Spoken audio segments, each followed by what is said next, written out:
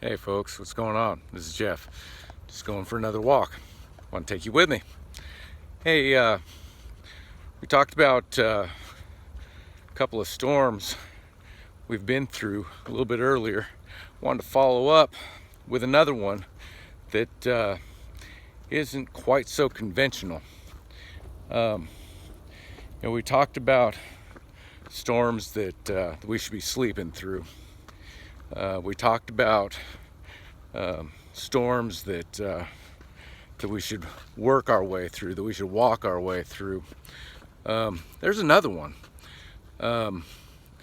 and I'm sure you're aware of the crucifixion, right? Well, when Jesus is hanging on that cross, that's a storm that he's not been through before, let alone any of us. But when the sky is dark at noon and the ground is opening up and people are walking out of the graves and all that sort of stuff, I don't know about you, but I'm calling that a storm.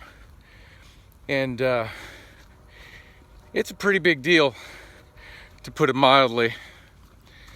But I want to use it as an example here because sometimes there are some storms in our lives that we're just not going to be able to walk through.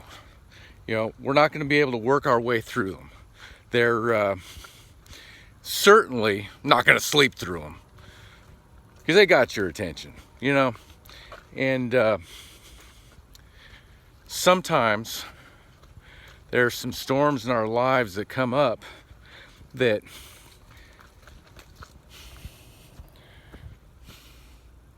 we're just gonna have to take it. We're just gonna have to take it. And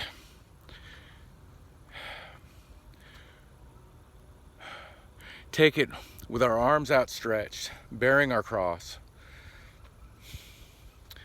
staying in communication with the Father in heaven, and waiting on His timing. Which is not to say there's nothing we can do, because prayer is incredibly powerful. We talk about in our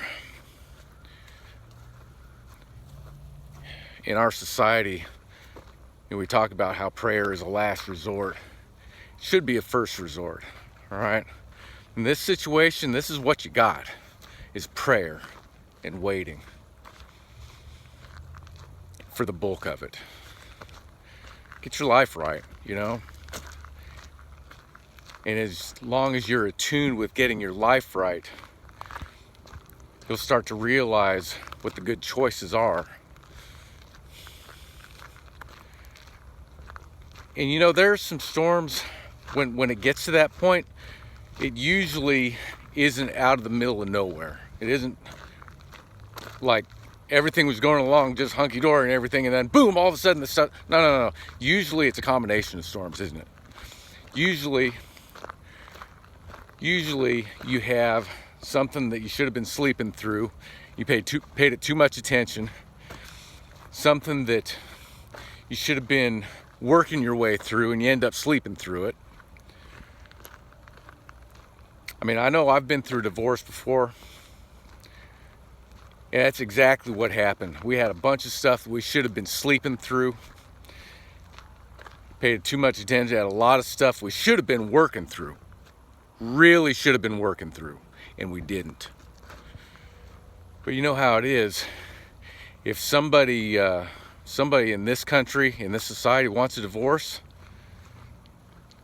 you're not going to hold them as a slave or something like that. It's going to happen. They're going to get that.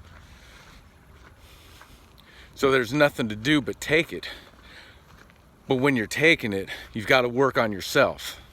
You've got to develop yourself and make yourself better. And God will smile on you for doing that. That doesn't mean that he won't put you through the ringer. You've earned that.